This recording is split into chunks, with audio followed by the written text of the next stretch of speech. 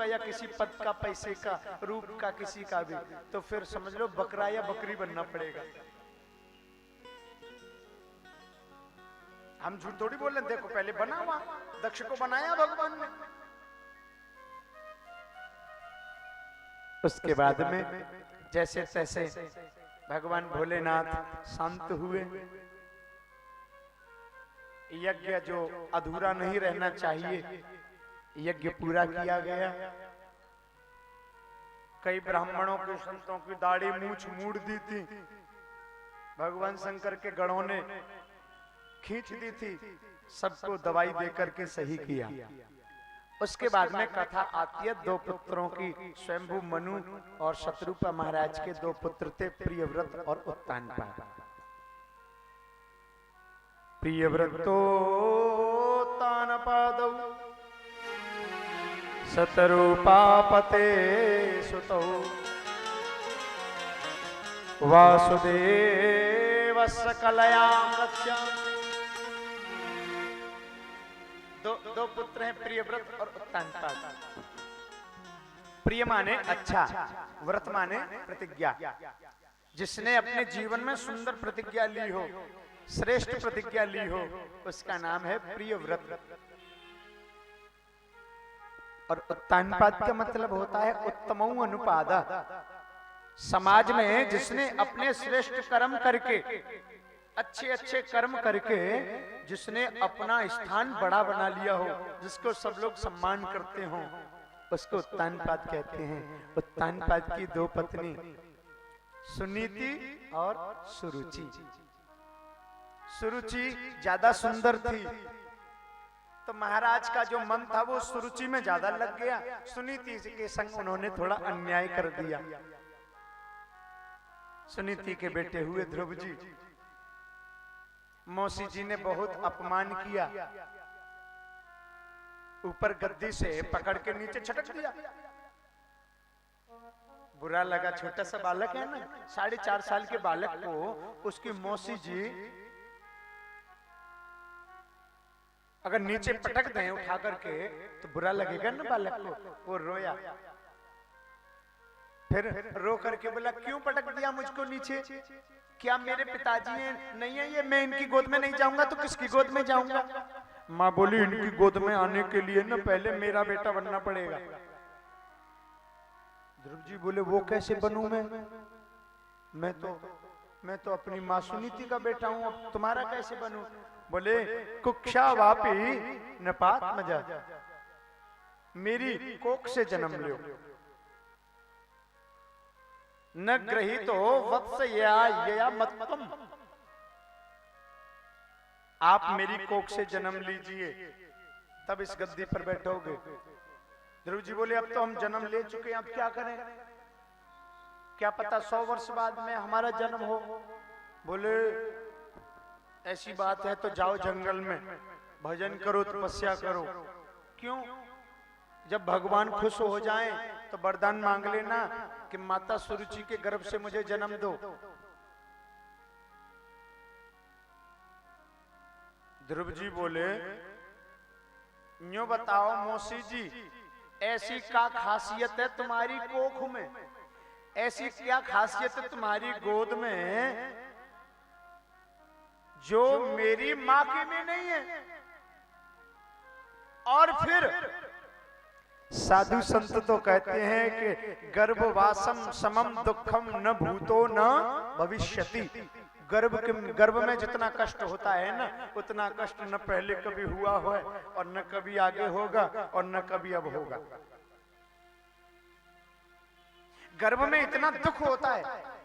ध्रुव जी बोले मौसी जी, साधु संत कहते हैं कि गर्भ में आना तो बहुत बड़ी पाप का भागी बनना है, तो फिर मैं भगवान से तपस्या करके तुम्हारे गर्भ में आने की वरदान क्यों मांगू। मुझे तुम्हारे वाक्य बुरे नहीं लगे, लेकिन ये बुरा लगा कि तुम्हारी इस कोख में आने के लिए, तुम्हारे गर्भ में आने के लिए मुझे तप करना पड़ेगा। ना ना, मेरी माता सुनीति की कोख भी कोई बुरी नहीं है।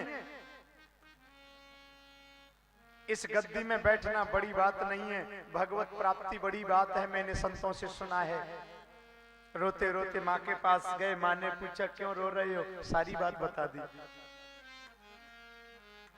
माता ने कहा मौसी ने तुम्हारी ने कोई बुरा थोड़ी कहा है, उसने इतना बुरा कहा है कि मेरी कोख में जन्म लेने के लिए भजन करो। मैं कहती हूँ बेटा तुझे भजन करना चाहिए, तप करना चाहिए, लेकिन माता सुरुचि की गोद में बैठने को नहीं, पिता की गोद में बैठने को नहीं। बोले परम पिता परमात्मा जिन्होंने तुम्हारे पिता को भी अपनी गोद में बैठा रखा है, ऐसे का भजन करो, उसकी गोद में जाओ। ध्रुव जी चले गए घर से, नारद जी गुरु बन गए। देखो आपको बता दें, गुरु बिना कल्याण नहीं होता, गुरु बिना कोई भजन कोई तपस्या नहीं लगती। हमें कोई पुण्य नहीं मिलता जब तक गुरु न बनाए।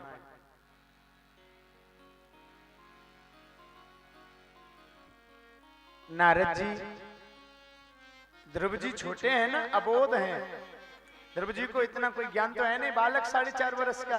तो देखो भगवान स्वयं आए हैं ये परंपरा निभाने के लिए देवर्षि नारद जी के रूप में, और नारद जी के गले में कंठी बांधी, वैष्णव बनाया, और ओम नमो भगवते वासुदेवाय द्वादशाक्षर मंत्र दे दिया, कान में फूंक दिया। ध्रुव जी ने ऐसा भजन किया, भगवत प्राप्ति हो गई। ऐसा भजन किया, ऐसा भजन किया, कितने समय, 6 महीने भगवान को आना पड़ा। किस शंख चक्रम सक्रीट कुंडलम सपीत वस्त्रम सरसीरुहेक्षणम सहार वक्ष स्थल कौस्तुभ श्रियम नमामि विष्णुम शिरसा चतुर्भुजम।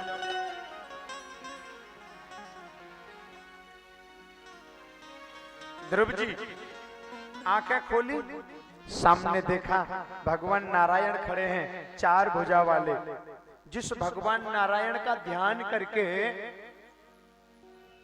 ध्रुव जी भजन कर रहे थे, नारद जी ने बताया था कि वो 4 भुजा वाले, एक हाथ में चक्र है, एक हाथ में गदा है, एक हाथ में पद्म है, एक हाथ में शंख है, ऐसा रूप बताया। उसी रूप को अंदर ही अंदर सोच करके ध्रुव जी भजन कर रहे थे। आंखें खोली, सामने वही रूप वाला आदमी खड़ा है, 4 भुजा वाला। अब बालक है ना जी,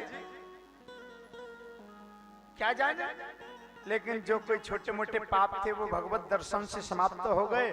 और ध्रुव जी के मन में ये विचार आया कि अरे ये तो वही भगवान है जो गुरुजी ने मुझे बताए थे। अरे वाह, मेरी तपस्या से ये खुश हो गए। लेकिन ध्रुव जी सोचने लगे कि ये भगवान जी मेरे सामने खड़े हैं, मैं इनको बोलूं क्या? अगर बोलने में कोई गलती हो गई तो बड़ी मुश्किल से मिले, और गलती हो गई तो फिर चले जाएंगे, फिर क्या होगा? इसलिए ध्रुव जी बोले हम कुछ बोलेंगे ही नहीं, और बोलेंगे नहीं तो गलती होगी नहीं। मौन में बड़ी ताकत है, ध्यान रखना। जो व्यक्ति मौन रहता है ना, वो झूठ नहीं बोल सकता और वो अपराध नहीं कर सकता वाणी से।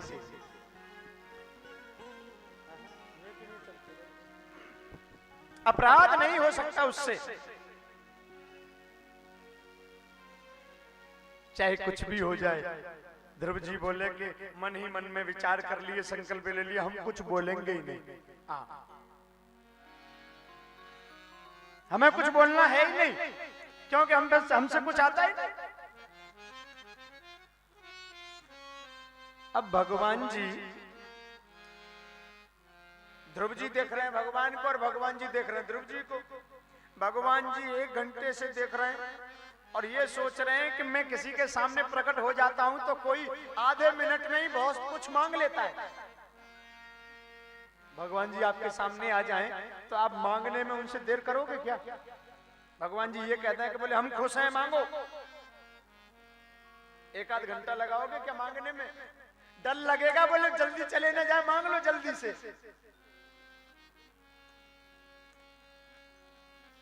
भगवान जी को खड़े खड़े घंटा भर हो गया। भगवान जी सोच रहे ये कुछ मांगता क्यों नहीं, कुछ बोलता क्यों नहीं। फिर भगवान जी ने उसके मन में घुस गए खुद, और मन में जाकर उसके मन से बोले ध्रुव से, कुछ बोलता क्यों नहीं। फिर ध्रुव जी अपने मन में रूप धारण करके, अपने मन में स्थित होकर के भगवान ध्रुव जी ने भगवान को जवाब दिया, बोले हम बोले क्या, अगर हमसे कुछ गलती हो गई तो तुम चले जाओगे। आहा, भगवान तो भक्त वत्सल है ना, भगवान को करुणा आई दिल में, करुणा के सागर है ना। कर्पूर गौरम करुणा अवतारम, नीलांबुज श्यामल कोमलांगम, सीता समारोह पितवाम भागम, पाणौ महासायक, बिल्कुल दीनहीन पर कृपा करने वाले हैं भगवान। समझ गए? आहा, इसलिए नहीं बोल रहा है, डर लग रहा है तुझे, ले अभी ठीक करता हूं। सही भगवान ने अपना शंख ध्रुव जी के गाल से लगा दिया, टच कर दिया, और जैसे ही शंख टच हुआ, ओहो, दुनिया के वेद वेदांतों की, पुराणों की, इतिहासों की, दुनिया की सारी ज्ञान आ गया उसके हृदय में। और फिर भगवान की बड़ी सुंदर स्तुति गाई, आप सुनो।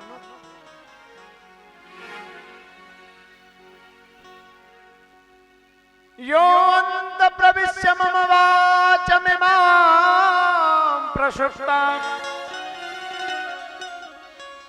संजीवयत्यखिला शक्तिधर स्वधाम्ना।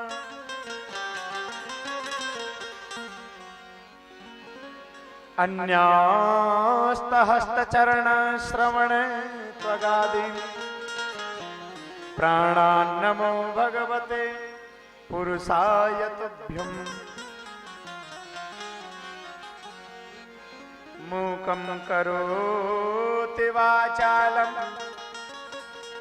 पंगुं लंघयते गिरिं। यत् कृपातमहं वन्दे परमानन्दमाधवम्। ध्रुव जी प्रभु की जय जयकार करने लगे, बोले हे जगताधीश्वर, अनंत कोटि ब्रह्मांडों को अपने चरणों में रखने वाले, जिसके चरणों में अनंत कोटि करोड़ों करोड़ों ऐसी दुनिया रहती हो, उसके पूरे शरीर में कितनी दुनिया होंगी ना साहब, आप गिन भी नहीं पाओगे, गिनती भी समाप्त हो जाएंगी। इसीलिए कहते हैं अनगिनत अनंत कोटि ब्रह्मांडों को अपने चरणों में आश्रय देने वाले।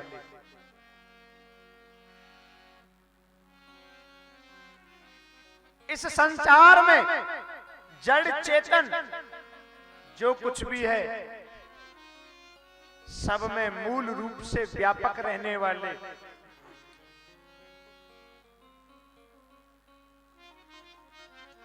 इस विश्व प्रपंच का निर्माण अपनी इच्छा से करने वाले, इस विश्व प्रपंच को अपने विवेक से चलाने वाले। हम लोगों के घर में 5 लोग होते हैं, लोगों को संभाल नहीं पाते, संभाल पाते हैं ना? नहीं, कोई कोई संभालता होगा बेचारा, नहीं तो घर में 2 मियां बीबी हो, वही नहीं संभालते आपस में। ध्रुव जी कहते हैं इस जगत विश्व प्रपंच को अपने विवेक से सुचारू व्यवस्थित स्वरूप से चलाने वाले, अपनी इच्छा से इस जगत का संहार करने वाले, और परम दीनहीनों पर कृपा करने वाले दीन बंधु स्वरूप हैं आप दया के सागर हैं। किसी के दिल में दया होगी तो थोड़ी बहुत ज्यादा, लेकिन भगवान तो स्वयं दया के सागर ही स्वयं हैं। करुणा के सागर आप हैं, कृपा के सागर आप हैं, हे भक्तवत्सल, भक्त को खुश करने के लिए अपनी मर्यादाएं तोड़ने वाले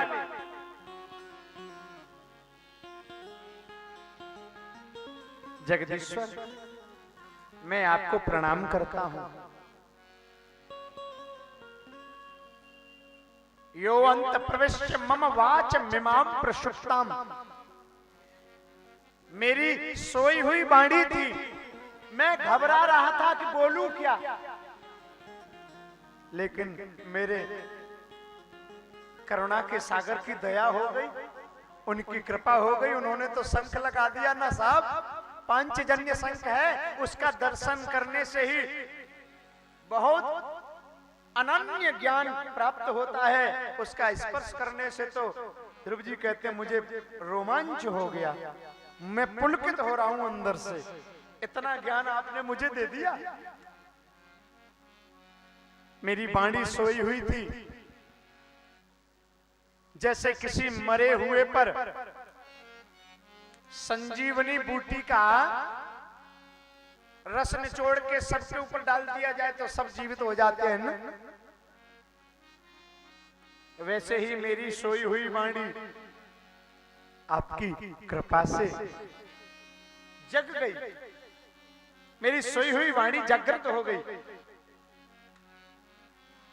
संजीववत अखिल धर शक्ति धर स्वधाम, इस जगत में शक्ति स्वरूप स्वयं आप हैं। प्राणान नमो भगवते पुरुषाय तुभ्यम, जय हो, जय हो आपकी, जय हो। मैं आपके चरणों में पूर्ण समर्पण कोटि कोटि वंदन करता हूं।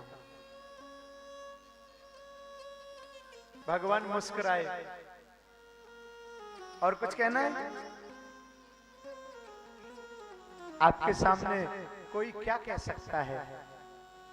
ये तो आपकी कृपा है जो हम पर कहवा रहे हो, हम पर कृपा करके आप हमारे मुख से शब्दों का उच्चारण हम तो कर नहीं सकते, आप स्वयं शक्ति स्वरूप में प्रवाहित होकर शब्द बन करके हमारे अंदर से निकल रहे हो, और उसका श्रेय हमको जा रहा है कि ध्रुव आपकी स्तुति गा रहा है ना, आपकी कृपा है। आप स्वयं कृपा बनकर अपनी स्तुति इस मुख के द्वारा गवा रहे हो, उसका श्रेय हमें जा रहा है, यही आपकी कृपा है। हे कृपा सिंधु, आपको मेरा बार बार नमन।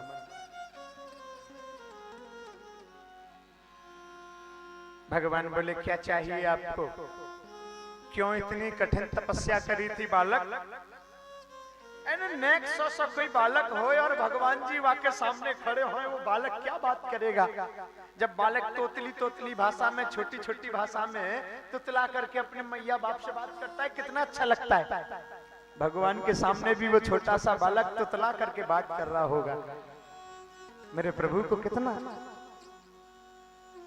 आनंद होगा। उस बालक की उन छोटी छोटी तोतली भाषा से शब्द सुनने में उनको बड़ा आनंद आ रहा है।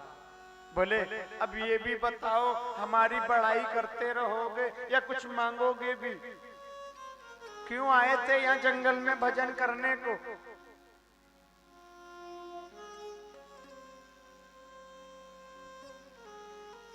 ध्रुव जी बोले कुछ नहीं चाहिए हमें आपसे। अब भगवान बोले जब आए थे भजन करने को तब तो तुम्हारे मन में कुछ था,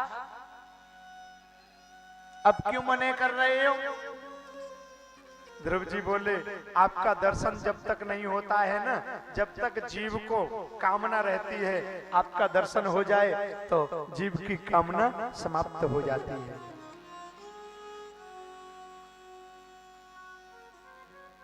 जब तक गोविंद न मिले तब तक नाना प्रकार की आसक्तियां इस कलुषित हृदय में भरी रहती हैं।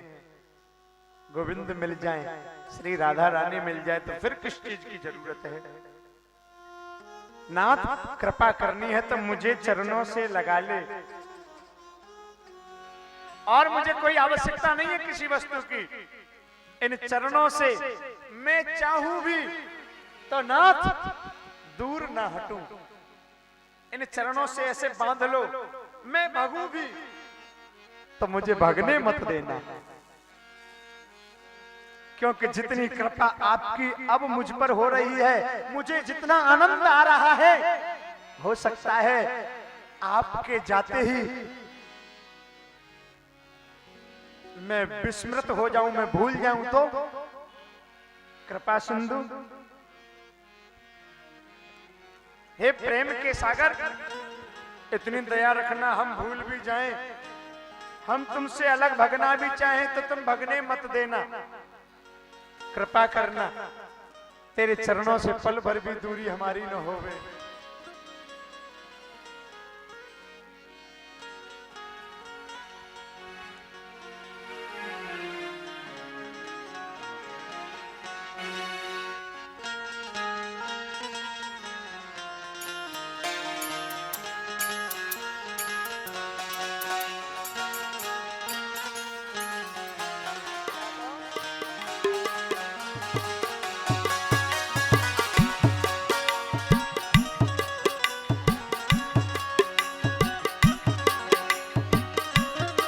हरी हरी बोलो।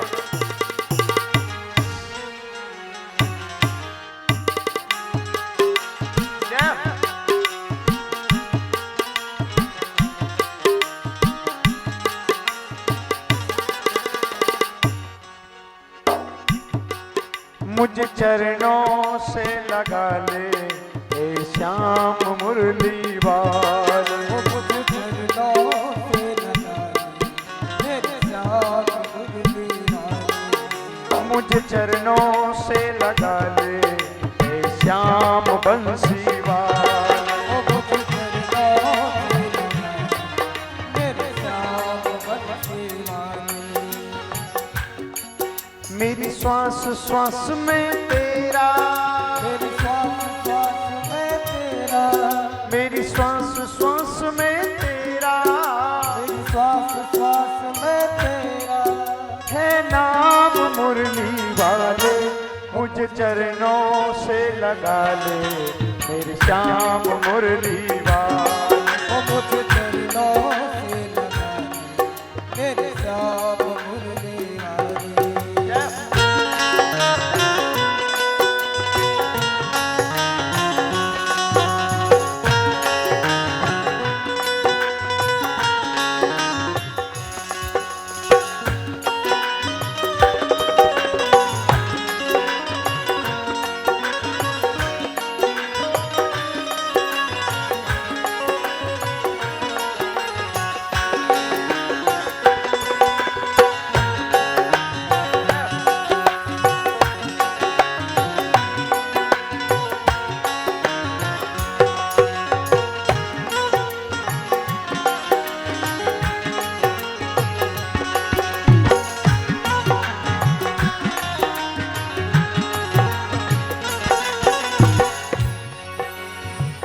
आपके चरण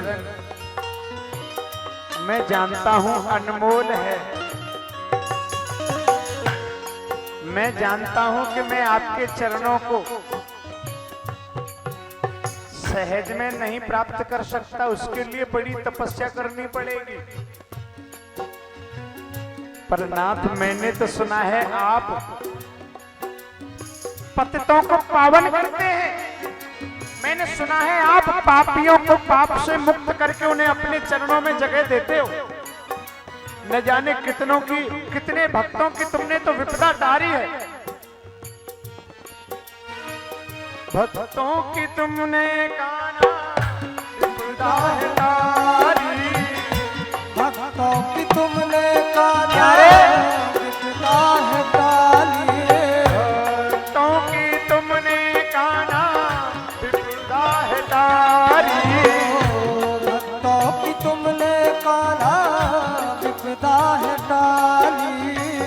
मेरी विवाहें थामो आके बिहारी, मेरी विवाहें थामो आके बिहारी, मेरी भी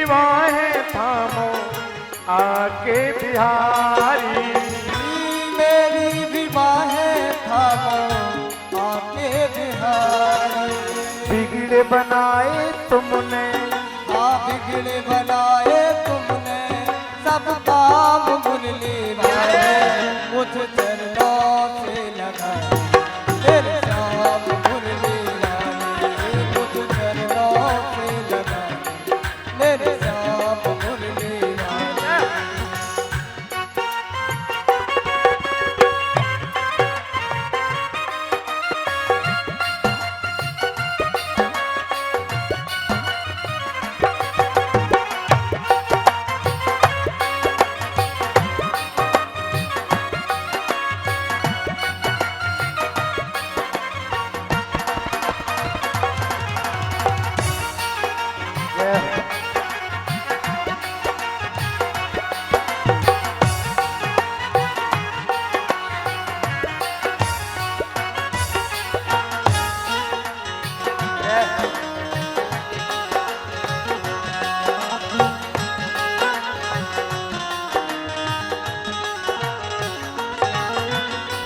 भक्ति में जब तक अनुराग नहीं होगा सफलता मिलती नहीं है। तन्मयता होनी चाहिए। गोविंद तो सदा कृपालु है ही। अभी वसंत चल रहा है ना, वसंत ऋतु चल रही है ना, आपने देखा होगा वृक्षों के सारे पत्ते झड़ जाते हैं, वृक्ष पत्ते विहीन हो जाते हैं। और दास कहता है मेरा जीवन भी ऐसा है कि पतझड़ में पूरी तरह सफाया हो गया है मेरा। पतझड़ है मेरा जीवन बन के बहार आजा, पतझड़ है मेरा जीवन बन के बहार आजा, पतझड़ है मेरा जीवन बन के बहार आजा, पतझड़ है मेरा जीवन बन के बहार आजा। सुन ले पुकार कान्हा बस एक बार आजा, सुन ले पुकार कान्हा बस एक बार आजा, सुन ले पुकार कान्हा बस एक बार आजा, सुन ले पुकार कान्हा बस एक बार आजा। बेचैन मन के तुम ही प्यारे, मन के तुम मेरा मन बेचैन है, बेचैन मन के तुम ही, हमें बेचैन मन के तुम ही, आराम मुरली वाले मुझ चरणों से लगा मेरे श्याम मुरली वाले, मुझ चरणों से लगा मेरे श्याम मुरली वाले।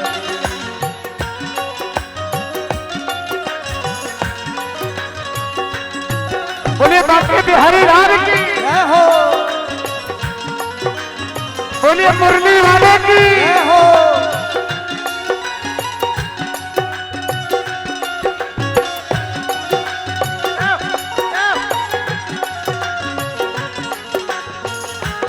हरी हरी बोल।